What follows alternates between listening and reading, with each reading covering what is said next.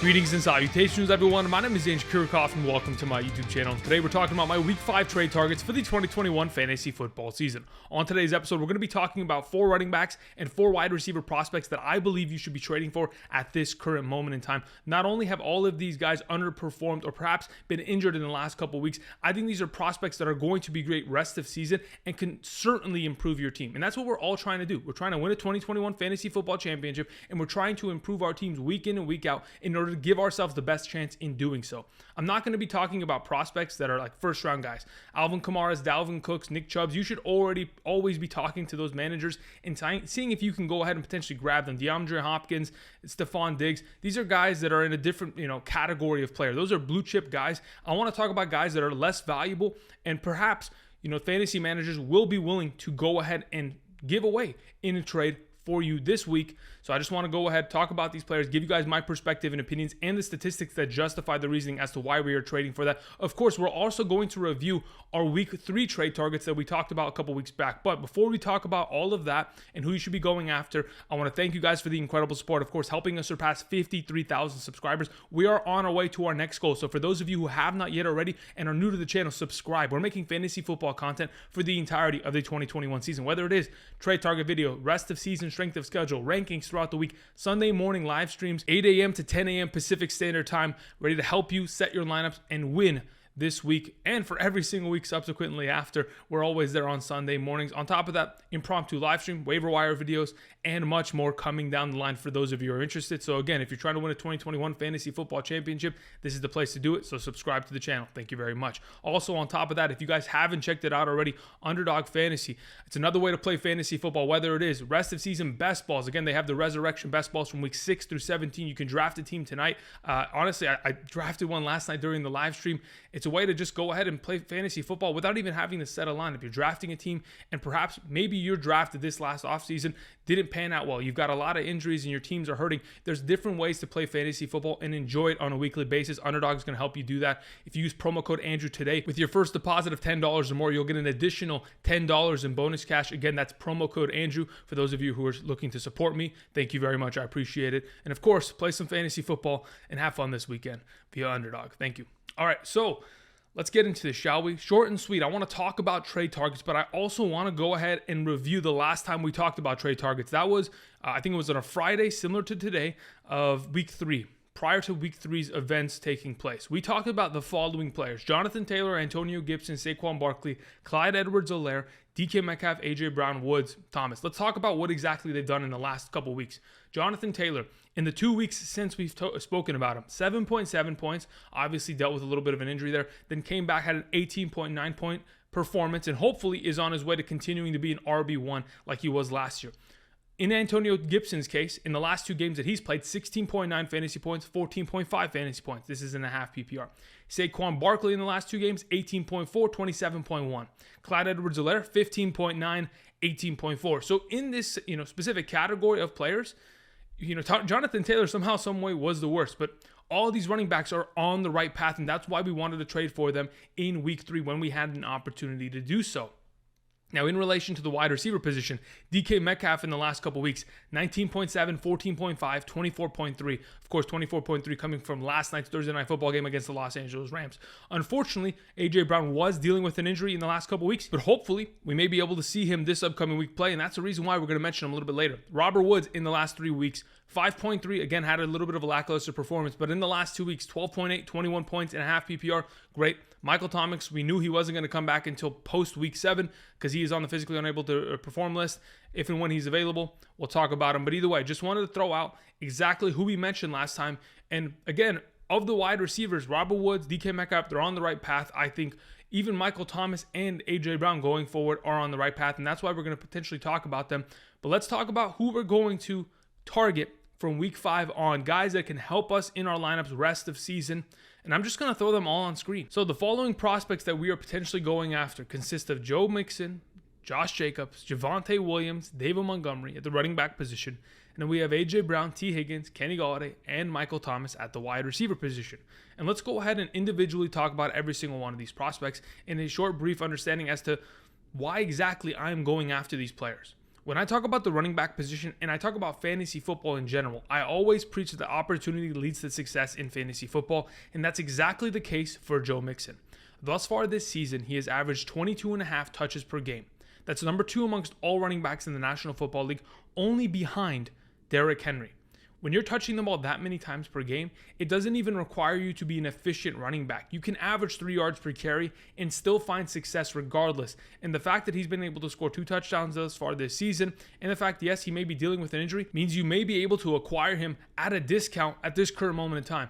If you need a running back that can serve as an RB2, potential RB1 going forward, I think it's a good time to go after Joe Mixon. Dealing with an ankle injury, yes, but not one that's going to hold him out for more than a week. He may even play this week. He's a game time decision as to whether or not he practices tomorrow. And Zach Taylor says, we're sending you out there against the Green Bay Packers because you look good. Again, they've had 10 days between that Thursday night game and the Green Bay game. Regardless, I think in terms of opportunity, touches, whether it is on the ground through the air, and how this offense has looked thus far this season, I think they're going to be in a good spot, and that's why I like Joe Mixon going forward. As for Josh Jacobs, this is a running back that in the past 2 seasons, 2019 and 2020, he has surpassed 1,000 rushing yards. On top of that, with those 1,000 rushing yards, in the last 2 seasons, he's totaled up 19 rushing touchdowns. This is a team that wants to run the ball. Yes, they've seen a couple good games out of Peyton Barber, who went for 111 and a touchdown against the Miami Dolphins defense, but as of this current moment in time, Barber's dealing with an injury. Kenyon Drake hasn't been the guy that we thought he was going to be. We thought he was going to be a huge focal point in this offense, and even in his utilization, he looks a lot like how Devontae Booker was used last season for the Las Vegas Raiders. In my opinion, Josh Jacobs is an already established running back, and at his current rate, the fact that he obviously missed weeks 2 and 3, came out of week 4 with a very lackluster performance because the entire game script didn't pretty much suit his gameplay. Of course, even though he caught the ball 5 times, which is an incredible stat that hopefully will continue rest of season, I think there's a very good chance that Josh Jacobs can be picked up at a discount, put into your roster as a solid RB2 for the rest of the season. We know he's a touchdown monster, and we know he's going to get the yardage on the ground. And from what we've seen in terms of the snap shares and the utilization of a Kenyon Drake, I'm not worried about what, in fact, is going to happen in this backfield. I think it's Josh Jacobs as a whole, and he's definitely going to be able to deliver rest of season. Let's move on to our next running back, Javonte Williams of the Denver Broncos. At this current moment in time, a lot of people worry about Javonte Williams because of the amount that they spent in terms of draft capital in our 2021 fantasy football drafts. But not to worry. If you have Javonte Williams, this is good news. And if you are looking to potentially trade for a running back that can help you in the future, this is my suggestion. This is a guy that is a long-term play, a guy that potentially may not be, panning out as a starting running back in the next 2 weeks, but rest of season, I'm talking about after their bye week. This is a guy that could honestly take over the National Football League and fantasy football and potentially help you win a fantasy football championship. Though at this current moment in time, he has 54 total touches in comparison to Melvin Gordon's 59 total touches. They're relatively splitting snaps. But with that being said, there's a lot of things about the situation that Javonte Williams is currently in that gives me hope. First and foremost, Melvin Gordon has not played a full NFL season of 16 games since 2017. Taking into account that this year, again, is a 17-game season. May not be a big difference, but if he's going to eventually miss games, again, he's been questionable, ribs, ankle, foot, everything this season has kind of led to an idea that perhaps we're going to have an injury for Melvin Gordon that may hold him out for a couple weeks. And if that's the case, that's the time where Javonte Williams is going to have to take over. And similar to other rookie running backs from years past, he could definitely deliver if, in fact, given the opportunity. Let's go back to last season. Mark Ingram went down with an injury. J.K. Dobbins, out of nowhere, took over this backfield. We had Cam Akers with, of course, Henderson going down with an injury, Malcolm Brown not performing well. Akers took over the backfield. DeAndre Swift with Kerryon Johnson and Adrian Peterson not playing well. He eventually took over the job because he was the most talented back out of that backfield. What all three of those rookie running backs last season had in common was that, yes, they didn't have the full priority and opportunity of that backfield, with Dobbins splitting with Gus Edwards, we had Akers splitting with Henderson and Malcolm Brown, and we had Swift with Adrian Peterson, obviously breathing out in his neck. Even with those scenarios, they were still able to produce, and I think if and when Javonte Williams takes this backfield over, even with Melvin Gordon behind him, who may be going down with an injury because of the history of his career, I think this is a very good spot. Let's talk about post Week 11. There's a reason why I mentioned it earlier, and there's a reason why we're going to focus on that. After their Week 11 bye, they play the Los Angeles Chargers, the Kansas City Chiefs, the Detroit Lions, the Cincinnati Bengals, the Las Vegas Raiders, and the Los Angeles Chargers once again. kind of put it in perspective. The Chargers, that they play twice, are giving up the 6th most points to opposing running backs. They play the Las Vegas Raiders once, who are giving up the 11th most points. The Chiefs once, they're giving up the 4th most points. The Detroit Lions giving up the 2nd most points to opposing running backs. And the Cincinnati Bengals giving up the 21st most points to opposing running backs. These are incredible matchups. I mean, even if you want to talk about prior to their bye week, the Philadelphia Eagles, in terms of stats on the ground, rushing yards and rushing touchdowns, they're giving up the 5th most points to opposing running backs thus far this season. So you can even get them from weeks 10 through 17 and find easy production. Javonte Williams is a guy that I'm certainly going after if I'm looking for a long-term play. Not someone that I can start right now, but rest of season is going to be able to help me win a championship. Moving on to our last running back option, we have David Montgomery. I think David Montgomery's in a very good spot, specifically because he reminds me of Nick Chubb of last year. Nick Chubb went down with an injury in a very similar time, and the timeline is very similar as well. Here's the thing. David Montgomery, the current, diagnosis of the injury is that he's going to potentially miss 3 to 5 weeks. I'm going to give him 6 weeks off because their bye week is in week 10. So from now till week 10, we give him 6 weeks off. What does his strength of schedule look like rest of season? Baltimore, Detroit, Arizona, Green Bay, Minnesota, Seattle, the New York Giants. As it currently stands, David Montgomery is the number 11 overall running back in fantasy. And once he has a free reign of 6 weeks of health and rest in order to get him back at full, and he's coming back into these matchups, which in my opinion, the Baltimore Ravens, they're giving up the 16th most points. That's pretty much a warm-up game for him. But then everything subsequently after is money. Guys, I am telling you, if you have the ability to trade for David Montgomery and find the value now, go for it. Here it is. The Detroit Lions giving up the 2nd most points to opposing running backs. The last 2 times that specifically David Montgomery's played against them, he has put up 22 fantasy points plus in both games. Plays against the Arizona Cardinals next. In the last 3 consecutive games, they've given up 80 or more rushing yards to opposing running backs. I think by the time we get to week, 13, 11, 12, the Arizona Cardinals are going to be in a little bit of trouble. We go on to the Green Bay Packers. Yes, they're not giving up a lot of points right now, but the last 2 times that David Montgomery's played against them, he's scored 22 plus fantasy points in each of those contests in 2020. The Minnesota Vikings giving up the 12th most points. The last time he played against them, 28.7 fantasy points. The Seattle Seahawks, they're a laundry list of a team. At this current moment in time, based on, of course, last night's game, they're giving up 27 points per game to opposing running backs per week. That is an incredible stat, and they're amongst the top in the league in terms of fantasy points given up. And then you get the New York Giants in the fantasy championship week. The last time he played against the New York Giants last season, 20.2 fantasy points.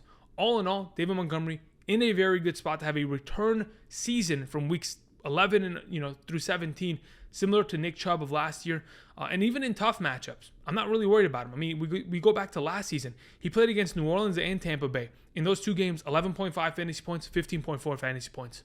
Looks like an automatic success to me going forward. Let's move on to the wide receiver position, beginning with A.J. Brown. Again, I wanted to reiterate just how talented A.J. Brown is. Guys, in the last 22 games that he has played with Ryan Tannehill, even including the 2021 games, even the game in week 2 in which he pretty much left with an injury. I'm even counting that game. In the last 22 games that he's played with Ryan Tannehill at quarterback, he's had 18 total touchdowns scored. He's averaged 15.74 fantasy points per game. And as it currently looks like, Julio Jones is going to be out for another week and maybe even more. And what this offense needs is to air it out. They cannot be giving Derrick Henry the ball 35 times per game. They cannot. And they're not going to be able to sustain that. And I 100% believe A.J. Brown can very easily, from this point on, be a top 12 wide receiver in total points in fantasy football. And I believe he's going to be that. If you can trade for him now, go for him. He's got a lot of value to give in fantasy, especially in an offense that certainly needs help to throw it and air it out. We move on to T. Higgins, another one of these Cincinnati Bengals I wanted to mention. In the last 9 games that he has played with Joe Burrow as a starting quarterback, a healthy starting quarterback, again, we're not going to count that game in which he left last season with the injury, unfortunately. In the last 9 games that he's played with Joe Burrow, he's averaged 14.1 fantasy points per game. Thus far this season, he's the number 20 overall wide receiver in fantasy points per game from weeks 1 and 2 in which he played. He is returning this week from his shoulder injury, which he missed weeks 3 and 4. I think this is a guy that you should be going out and buying because rest of season, Joe Burrow in this offense is going to air it out. And they're going to obviously prove that this week when they play against the Green Bay Packers. Jair Alexander is going to be out. That secondary is in shambles. They're trying to pick up as many defenders as possible via free agency waiver wire. The Green Bay Packers are going to be in trouble this weekend. And I think this is another one of these starts for T. Higgins going forward that is going to be huge for him and his overall productivity for this season. Moving on to our number 3 option, we have Kenny Golladay. Kenny Golladay is a very interesting prospect because though from weeks 1 through 3 he wasn't able to find much production, week 4 was his coming out party in the fact that we didn't see Sterling Shepard and or Darius Slayton in the lineup. And once again this week, and perhaps for more weeks ahead, we are not going to be seeing Sterling Shepard and Slayton in the lineup. And there's a reason why, the New York Giants went out and they paid big money for Kenny Golladay to come in because he is a monster. Just to put it in perspective, in the last 12 games that he played with Matthew Stafford in the Detroit Lions organization, he averaged 7.5 targets per game. Okay, so again, didn't need that much opportunity, but was averaging 14.78 fantasy points per game, had 6 games of 100 plus receiving yards in those 12 games, and 9 total touchdowns. Kenny Golladay can very easily be that threat once again. It's just a matter of Daniel Jones stepping up to the plate and feeding him the ball and getting him that opportunity. I think he can absolutely do that going forward. The last option I want to mention is Michael Thomas at the wide receiver position. Let's not forget, PUP list, he's going to come back from it. And if and when he does, he's going to be the leading receiver for this team by a wide margin. Guys, in the first 4 weeks of the 2021 season, Deontay Harris has the most receptions for the New Orleans Saints. How many receptions does he have? 11. I talked about Michael Thomas weeks past because I know for a fact if you are a solid team, 3-1, 4-0, maybe even 2-2, but with high fantasy points scored thus far, and you're going to string together wins, going after Michael Thomas, putting him into your injured reserve slot via trade is, in my opinion, one of the best things that you could do for your lineup going forward because Michael Thomas is going to come in and to make an immediate impact in an offense that is honestly just average, below average at times. Because yes, they can run the ball, but their passing threat is awful. Quite frankly, it looks like this team needs a wide receiver 1, and they're not going to use Alvin Kamara in that role. Then, my goodness, of course they're going to use Michael Thomas in that role. Whether he's just running slant routes the whole day, it doesn't matter.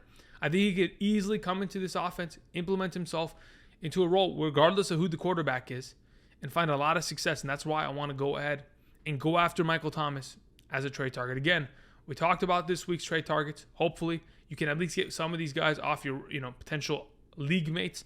It's going to be more difficult to get guys like Joe Mixon, Josh Jacobs, and A.J. Brown. I understand that. But I think if you can potentially go after the Javonte Williams for the late season ride, David Montgomery in the late season ride, even T. Higgins, Kenny Golladay, Michael Thomas going forward, these are guys that are certainly going to be able to help your lineup and help you win a 2021 fantasy football championship. Either way, those are my thoughts on the matter. Thank you everybody for watching. Do not forget to like the video, subscribe if you have not already, and check out Underdog Fantasy. Link down in the description. Use promo code Andrew. For those of you who make your first deposit of $10 or more, you will get an additional $10 in bonus cash so you can play in this upcoming weekend's contest. Thank you very much for watching, guys. Tomorrow, we'll talk about some hidden gems. Sunday, 8 a.m. to 10 a.m. Pacific Standard Time live stream here on the channel. Thanks, guys. And until next time, I'll see you. Peace.